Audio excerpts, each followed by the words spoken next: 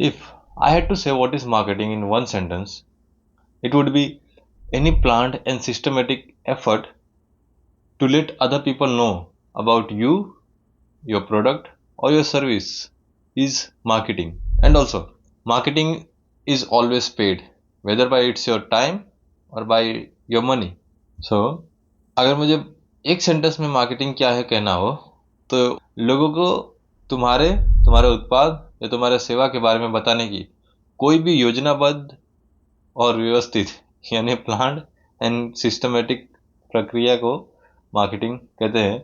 And marketing हमेशा paid रहती है, चाहे तुम इसे बिना पैसे के अपना टाइम लगा के करो या पैसा दो और अपना टाइम बचाओ, यानी या तो टाइम या मनी, दो में से एक चीज से पे करना ही है। This is basic introduction. अब कुछ टाइप्स की मार्केटिंग कौन सी पे जाने से पहले बता दो, देर आर ओनली मार्केटिंग, सिर्फ मार्केटिंग होती है और एक ही मकसद होता है, अपना बिजनेस ग्रो करना, ज़्यादा से ज़्यादा लोगों को पता चले और हमारे बिजनेस के साथ जुड़े, only marketing. But for the simplification हम इसे दो टाइप में मेनली कंसिडर करते हैं। टाइप्स ऑफ मार्केटिंग में दो, traditional marketing and modern marketing. हम इसे डिजिटल मार्केटिंग भी कह सकते हैं, आज के टाइम पे ज़्यादातर डिजिटल मार्केटिंग ही कहा जाता है। ट्रेडिशनल मार्केटिंग यानी जो मार्केटिंग चल रहा था, जो मीडियम्स और जो प्रकाश चल रहे हैं, उसके बाद जो नया आता है तो और पुराना वाला ऑटोमेटिक ट्रेडिशनल मार्केटिंग हो जाता है, और जो नया आता है वो मॉडर्न हो जाता है। अभी जो हम डिजिटल एज में, तो अभी डिजिटल मार्केटिंग से जो भी मीडियम्स हैं और प्लेटफॉर्म्स हैं वो डिजिटल मार्केटिंग में या मॉडर्न मार्केटिंग में गिने जाते हैं। ट्रेडिशनल मार्केटिंग की टाइप्स टीवी हो गए, रेडियो, प्रिंट, आउटडोर होर्डिंग्स जो रोड के साइड पोस्टर लगे होते हैं वो, door to door marketing. Then modern marketing, digital marketing, इसमें आ गया एसएमएम, सोशल मीडिया मार्केटिंग, जो हम कंटेंट क्रिएट करते हैं जैसे मैं कर रहा हूँ अभी, ये हो गया सोशल मीडिया मार्केटिंग। फिर इन्फ्लुएंसर मार्केटिंग, अपना प्रोडक्ट ऑलरेडी जो इन्फ्लुएंसर्स हैं जिनके अच्छे खासे फॉलोअर्स हैं उनको देते हैं और पैसे देते हैं उनसे रिव्यू कराने के लिए, उनसे वीडियो बनाने के लिए, तो ये हो गया इन्फ्लुएंसर मार्केटिंग। फिर डिजिटल एड्स जो गूगल पे और फेसबुक पे, लिंक्डइन पे, कोरा पे, वो यूट्यूब में जो पहले बीच बीच में एड्स आते हैं, फिर फेसबुक पे और इंस्टाग्राम के रील के बीच में जो एड्स आते हैं, ये सब डिजिटल एड्स के टाइप्स हैं। डिफरेंट डिफरेंट प्लेटफॉर्म पे जहाँ पे हम जो भी फ्री सोशल मीडिया है वो डिजिटल एड से ही पैसे कमाती है। तो इसी तरह जो कहते हैं, अगर तुम जो यूज़ कर रहे हो वो फ्री है तो एक्चुअली में प्रोडक्ट तुम हो, वो इसी तरह है जो कंपनी पैसे तुमसे कमाती है तुम्हें ऐड दिखा के। देन आता है एफिलिएट मार्केटिंग। एफिलिएट मार्केटिंग भी ऑलमोस्ट इन्फ्लुएंसर मार्केटिंग की तरह ही है, ब्लॉग लिखते हैं और वीडियो बनाते हैं, प्रमोट करते हैं, तो उनके पास एक लिंक रहती है जो कहते हैं कि इस लिंक से जाके क्लिक करो, उसमें प्राइस तो तुम्हें उतना ही पड़ेगा, बस उस लिंक से जो जो बंदा, जो इन्फ्लुएंसर या जो पर्सन प्रमोट कर रहा है उसे थोड़ा कमीशन मिलेगा कि कंपनी का प्रोडक्ट उसने प्रमोट किया है। तो इस हिसाब से जो इन्फ्लुएंसर मार्केटिंग है उसमें फिक्स पैसे दे दिए जाते हैं स्टार्टिंग में ही कि इतने रुपए ले लो और एक प्रोडक्ट ले लो और इसका रिव्यू बना दो, मुझे इतना व्यू दे दो, व्यू के हिसाब से। इसमें जो होता है एफिलिएट मार्केटिंग में, उसमें तुम कितना सेल कर सकते हो उसके हिसाब से हर एक सेल का कुछ कमीशन, डिसाइडेड कमीशन उस बंदे को, उस पर्सन को मिलता है। फिर आता है ब्लॉग, हर कंपनी, हर ब्रांड्स अपना एक ब्लॉग बना के रख, तो ये सब डिजिटल मार्केटिंग के पार्ट्स हैं। अब बात कर लेते हैं दोनों की कैरेक्टरिस्टिक्स, यानी प्रोज और कॉन्स, हमें कौन सा यूज करना चाहिए, कौन सा ज़्यादा फायदेमंद है और कौन सा कब यूज करना चाहिए और कितना फायदेमंद है, कैसे कैसे कौन सा स्टार्ट कर सकते हैं। Traditional marketing characteristics, traditional marketing में टीवी, रेडियो, आउटडोर प्रिंट, इसमें ज़्यादा आईबॉल्स मिलते हैं। अगर क्रिकेट चल रहा है, ठीक है, उसमें ऑलमोस्ट 1.5-2 करोड़ लोग देखते हैं उसे, तो उसमें जो ऐड आते हैं ज़्यादा आईबॉल मिलते हैं, ज़्यादा लोगों की नज़र में तुम्हारा ऐड जाता है। हाई विजिबिलिटी, सेम चीज़। फिर लो अटेंशन, ज़्यादा विजिबल तो है लेकिन अटेंशन लो है, क्योंकि इसमें तुम सभी को टारगेट कर रहे हो। मान लो तुम्हारा कोई प्रोडक्ट फीमेल ओरिएंटेड है जो 20 से 25 साल की उम्र के औरत के लिए है, तो अब उसमें तुम टारगेट नहीं कर सकते, डिसाइड नहीं कर सकते कि यही लोग देखें, तो इसमें पूरी तरह देखेगा। तो 1 करोड़ व्यू तो आ रहे हैं लेकिन उसमें मान लो 10 लाख, सिर्फ 10 लाख, 10% ही है जो तुम्हारे टारगेट ऑडियंस है, जो 20 से 25 की उम्र में फीमेल्स है। तो इस हिसाब से इसमें अटेंशन लो है एंड बजट बहुत ज़्यादा है।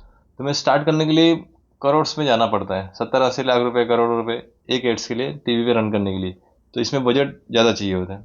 फिर है इसमें डेटा तुम्हें रिटारगेटिंग के लिए तुम्हारा ऐड कैसा परफॉर्म कर रहा है इसके बहुत ही कम या ना के बराबर डेटा मिलता है। देन नॉन टारगेटेबल, जैसे अभी बताया, टारगेट करना, जैसे 20 से 25 की उम्र की फीमेल्स को इस तरह से तो स्पेसिफिक टारगेट नहीं कर सकते।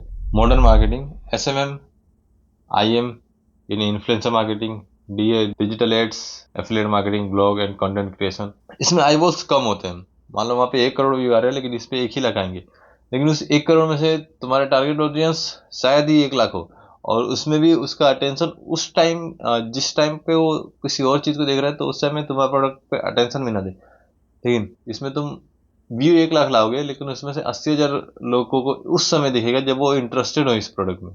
समझ रहे हो? तो इसमें इंटरेस्ट का एक बहुत बड़ा खेल होता है, उस टाइम पे अटेंशन वहां पे होती है उस प्रोडक्ट पे। तो इसमें टारगेटेड आईबॉल्स है। Visibility according to your budget, according to budget, तुम्हारा बजट कितना है उस हिसाब से विजिबिलिटी रहेगी। फिर हाई अटेंशन, जैसे मैंने बोला, अगर तुम कुछ सर्च कर रहे हो, मान लो शूज फॉर मेंस, तो इस समय तुम्हारी अटेंशन ज्यादा है शूज देखने के लिए। या तो तुम शूज बाय करने वाले हो तो तुम्हें इंस्टा फेसबुक पे भी अगर कोई शूज का आता है तो उसे ऑफर उस समय ही तुम्हें दिखेगा, और उसमें तुम्हें ऑफर पे उस अटेंशन, तुम्हारा अटेंशन उधर जाएगा। तो इसीलिए इसमें अटेंशन ज्यादा है। बजट इसमें लो है, बहुत ही कम। तुम 100 रुपए दिन के हिसाब से भी स्टार्ट कर सकते हो। तुम्हें 1 करोड़ या 60 लाख या 80 लाख रुपए, 1 करोड़ रुपए, 1.5 करोड़ रुपए स्टार्टिंग में डालने की जरूरत नहीं है बिना रिजल्ट देखे। इसमें तुम 100 रुपए दिन के भी सेटअप कर सकते हो। तो इसलिए इसमें लो बजट है। छोटे से बड़े कोई भी बिजनेस स्टार्ट कर सकता है। कंप्लीट डेटा मिलेगा हर एक स्टेप का, एड कहाँ पे कैसा परफॉर्म कर रहा है, स्टार्टिंग के 3 सेकंड, फिर 5 सेकंड, फिर 10 सेकंड, कौन कौन उस पर कैसे कैसे इंटरेक्ट कर रहा है, कैसे कमेंट कर रहे हैं, लाइक कर रहे हैं, कैसे पेज पे आगे बढ़ रहे हैं, क्लिक कर रहे हैं कि नहीं, वो सब हर एक डेटा मिलेगा। इंटरेस्ट बेस्ड टारगेटिंग, जिसे शूज चाहिए उसे शूज की ही इंटरेस्ट दिखेगा, जिसे प्रॉपर्टी खरीदना उसको प्रॉपर्टी का ऐड दिखेगा इस हिसाब से। और रीटारगेटेबल, मान लो तुम्हारे वेबसाइट पे कोई गया, ठीक, और उसने प्रोडक्ट एड टू कार्ट कर दिया और फिर बोला कि अभी नहीं, शाम को खरीदता हूँ, तो उसने एड टू कार्ट तो किया, फिर भूल गया शाम तक। तब तुम ऐसे लोगों को रीटारगेट कर सकते हो जिसने एड टू कार्ट करके छोड़ गया हो, या फिर वेबसाइट पे आया हो, 2-3 प्रोडक्ट चेक किया हो, कंपेयर किया हो, और फिर वेबसाइट से हट गया हो किसी भी काम की, जैसे मान लो खाना खाने चला गया, कोई दोस्त मिल गया तो उधर से हट गया। तो अब उसे तुरंत तो याद रहेगा नहीं क्योंकि इस समय हमारा अटेंशन स्पेन बहुत कम है। तो हम उसे रीटारगेट कर सकते हैं नए ऑफर्स के साथ। तो ये हो गया रीटारगेटेबल। और भी बहुत सारे कैरेक्टरिस्टिक्स हैं, लेकिन जो इम्पोर्टेंट है वो मैंने यहाँ पे मेंशन किया है। एंड मॉडर्न मार्केटिंग यानी डिजिटल मार्केटिंग की ज़्यादातर प्रोस ही प्रोन्स है। शायद ही कोई कॉन्स होगा, क्योंकि मुझे तो शायद नहीं पता। तुम्हें पता हो तो कमेंट जरूर कर देना ताकि मुझे भी पता चले। ठीक, अब इसमें से तुम्हें कौन सा चूज करना चाहिए और कैसे करते हैं वो हम आगे सीखेंगे। पहले जान लेते हैं तुम्हें कौन सा चूज करना चाहिए। अगर तुम्हारा छोटा बिजनेस है, लोकल है, रीजनल बिजनेस है, हेयर कटिंग सैलून, फिर नीश बिजनेस है, या फिर बजट तुम्हारा स्मॉल है, बिजनेस तुम्हारा नीश प्रोडक्ट पे बिजनेस है, तो इन सब चीजों के लिए तुम डिजिटल मार्केटिंग पे जाना चाहिए। बिग कॉर्पोरेशन है, स्टेट और नेशनल लेवल के बिजनेसेस हैं, एफएमसीजीज, और हाई बजट, इन सब कैटेगरी में तुम्हारा बिजनेस फॉल करता है तो तुम्हें ट्रेडिशनल मार्केटिंग की तरफ जाना ही पड़ेगा। क्योंकि कुछ रूल्स भी है जिसमें प्रिंट मीडिया जो कि ज़्यादा चलता नहीं है, लेकिन फिर भी एक एक लेवल की बात की, जो बड़े कॉरपोरेशन है उन्हें प्रिंट पे, न्यूज़पेपर्स पे अपना एड्स दिखाना ही रहता है, तो उसमें बजट थोड़ा बहुत डाल के कर सकते हैं। डिजिटल मार्केटिंग जो है आज मार्केट शेयर उसका 50 to 55% है, जिसमें डिजिटल मार्केटिंग और ट्रेडिशनल मार्केटिंग दोनों करना है। बिग कॉर्पोरेशन, स्टेट और नेशनल बिजनेसेस से, हाई बजट से, तो तुम्हें ट्रेडिशनल मार्केटिंग और डिजिटल मार्केटिंग दोनों चाहिए, करना पड़ेगा नहीं, करना चाहिए। क्योंकि ज़्यादातर ऑडियंस जो अटेंशन स्पैन है, आईबॉल्स अटेंशन, वो डिजिटल मार्केटिंग पे है, लेकिन ट्रेडिशनल मार्केटिंग भी अभी अपना चार्म खोया नहीं है। अब अपने अकॉर्डिंग चूज कर लेना। अगर मुझे चूज करना होगा तो ऑब्वियसली मैं फर्स्ट डिजिटल मार्केटिंग को ही चुनूंगा। एंड अगर बजट और नीड रहेगी तो ट्रेडिशनल मार्केटिंग की तरफ भी जाऊंगा, जिसमें टीवी सबसे लास्ट ऑप्शन होगा क्योंकि वो सबसे महंगा है। सबसे पहले ट्रेडिशनल मार्केटिंग में होर्डिंग्स की तरफ जा सकते हैं, फिर जा सकते हैं प्रिंट की तरफ, और फिर जा सकते हैं टीवी पे। रेडियो इसलिए नहीं क्योंकि रेडियो पे बहुत ही कम चांसेस है, आज के टाइम पे शायद ही कोई रेडियो सुनता होगा। एंड अगर कोई प्रोडक्ट है जो रेडियो पे ही बिकने वाला है तो जा सकते हैं, जैसे तुम्हारा कोई पॉडकास्ट हो तो उसको प्रमोट कर सकते हो रेडियो पे वगैरह। रेडियो पे जाने का उतना कोई सेंस है नहीं। तो इस स्टेप में मैं बढ़ूंगा। तुम इतना समझ गए हो तो आगे अपना इतना डिसीजन तो ले सकते हो कौन सा चूज करना है।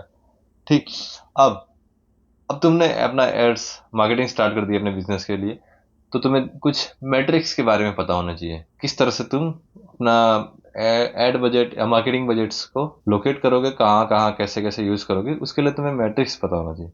तो अब हम आते हैं मैट्रिक्स पे। तो मैट्रिक्स बहुत सारे हैं जो लिस्टेड है, लेकिन इसमें चार में जो मेन मैट्रिक्स है वो मैं पहले बता देता हूँ। CAC, कैक, जिसे मार्केटिंग के टर्म में कैक बोला जाता है, वो है cost of acquiring customer, cost of acquiring client, अगर तुम सर्विस दे रहे हो तो। फिर आता है LTV, लाइफ टाइम वैल्यू। पहले केक समझ लेते हैं।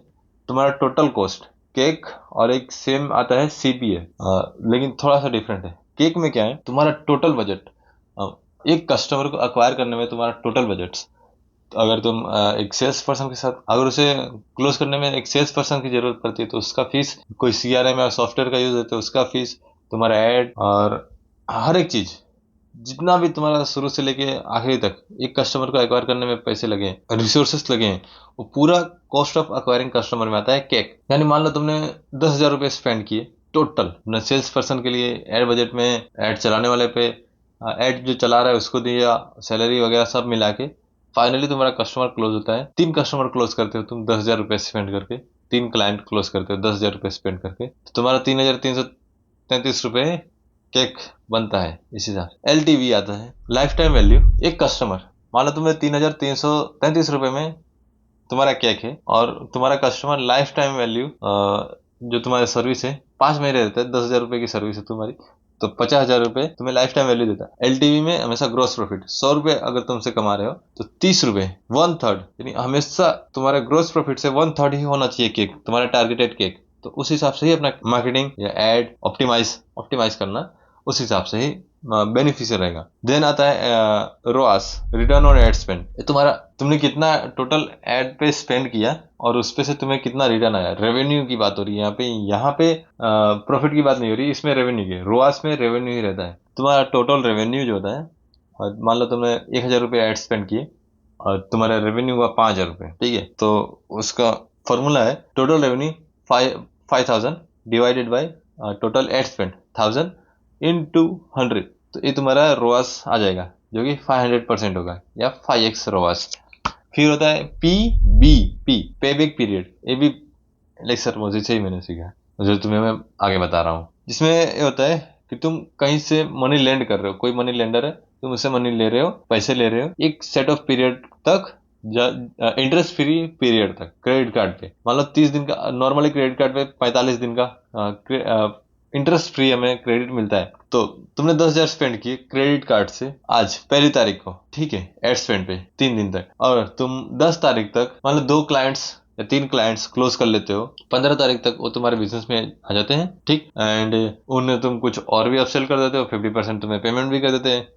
तो तुम 3 लोगों से 10,000 रुपये अपने तुम्हारे बिजनेस में आ गए, और तुम तीसरे दिन वो 10,000 रुपये क्रेडिट कार्ड की बिल भर देते हो। तो इसमें तुम अपने पॉकेट से एक भी रुपये नहीं डाले, किसी को इंटरेस्ट भी नहीं दिया, लेकिन दूसरे के पैसे से तुमने 3 क्लाइंट्स क्लोज कर लिए जो कि फ्री है। अब अगले महीने से उनका टोटल रेवेन्यू तुम्हारा खुद का होगा। तो इस हिसाब से PBP अगर स्मार्टली यूज करो तो बहुत ही हैंडी टूल है, बहुत ही मस्त कॉन्सेप्ट है, यूज करना चाहिए। अब अदर मैट्रिक्स जो डिजिटल मार्केटिंग में ज्यादा काम आएंगे, CPA, CPL, CPI, CPC, CPM and CPV। CPA होता है कॉस्ट पर एक्विजिशन, जैसे केक रहता है, इसी तरह CPA होता है, लेकिन इसमें जो होता है वो एड स्पेंड, टोटल तुमने एड कितना स्पेंड किया और तुम्हारा प्रोडक्ट बिका कितने। तुम्हारा 63 का बिजनेस है, ठीक है, तुम फेसबुक पे एड चलाते हो।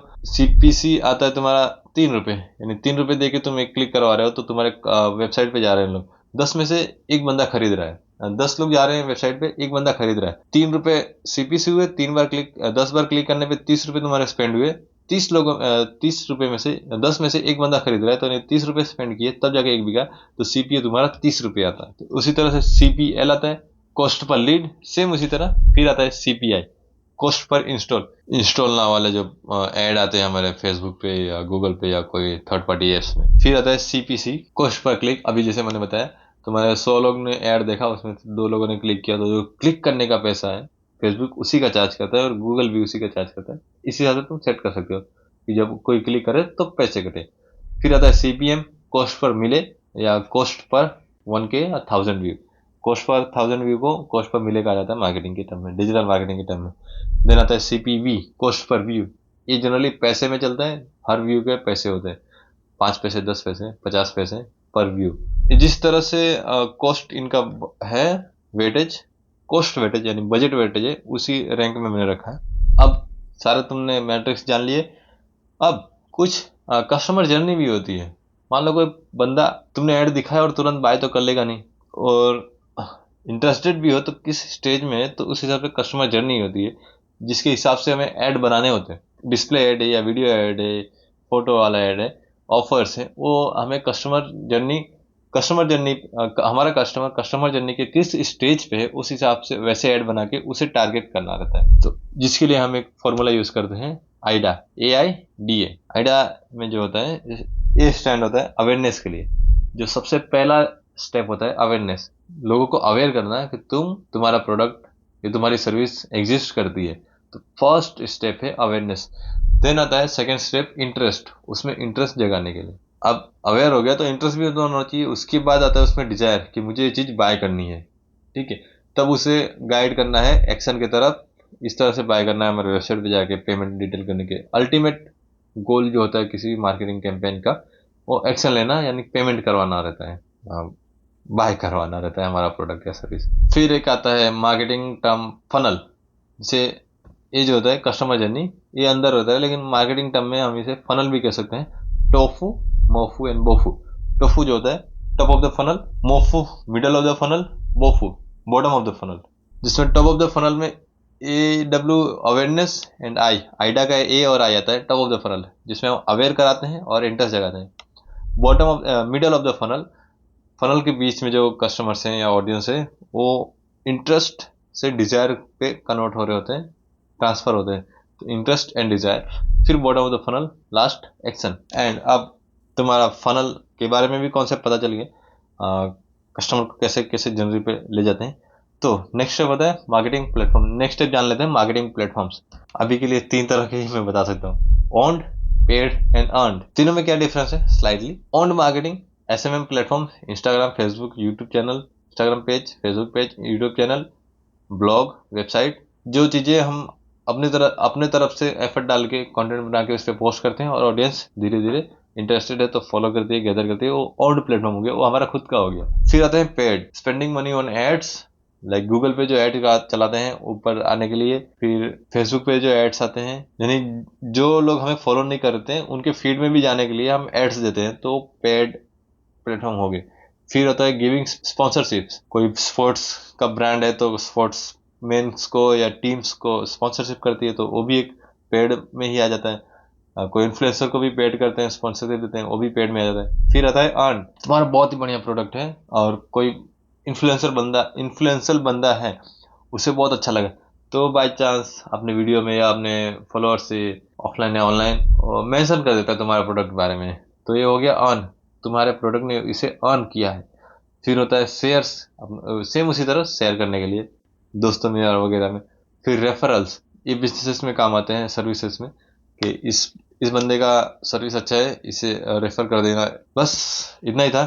Thank you. मेरा नाम ब्रिजेश है एंड वीडियो कह रहा था मैं सब्सक्राइब करने के लिए, तो सब्सक्राइब कर लेना, क्योंकि आने वाले वीडियोस में हम डिजिटल मार्केटिंग में परफॉर्मेंस मार्केटिंग सीखेंगे। इसीलिए मैंने तुम्हें सारे मैट्रिक्स वगैरह सब बता दिए हैं। तो अब नेक्स्ट वीडियो रहेगा, तुम्हें डिटेल मैट्रिक्स एक्सप्लेन कर दूंगा। उसके बाद गूगल एड्स, फिर फेसबुक एड्स, फिर इंस्टाग्राम फेसबुक एड्स, फिर ट्विटर, लिंक्डइन, कोरा, सब एड्स भी हम सीख लेंगे परफॉर्मेंस मार्केटिंग सीखने के लिए, जिससे तुम अपना बिजनेस, सर्विस बिजनेस स्टार्ट कर सकते हो, या फिर तुम्हारा कोई लोकल बिजनेस है तो उस पर तुम अपना ऐड चला के उसे ग्रो कर सकते हो। तो सीखने के लिए सब्सक्राइब जरूर कर लेना। नेक्स्ट वीक तक वीडियो आ जाएगी नेक्स्ट, ठीक है। बिरजू कह रहा है सब्सक्राइब करने के लिए, तो कर लो। बिरजू कौन है? बिरजू छोटा बच्चा है, दिल तो बच्चा है जी वाला बच्चा। तो सब्सक्राइब जरूर कर लेना और वीडियो को लाइक कर देना, या फिर वीडियो को लाइक कर देना। और तुम्हारा कोई बिजनेसमैन फ्रेंड है जिसकी छोटी मोटी बिजनेस चल रही हैं, दुकान है वगैरह है, तो उसे शेयर जरूर कर देना, ताकि कुछ हेल्प हो जाए उसकी, तो तुम्हें कुछ ट्रीट दे दे, कहीं पे खाना खिलाना ले जाएगा, तो शेयर जरूर कर देना, ठीक है। थैंक यू, बाय बाय, आज के लिए इतना ही। मिलते हैं नेक्स्ट वीडियो में।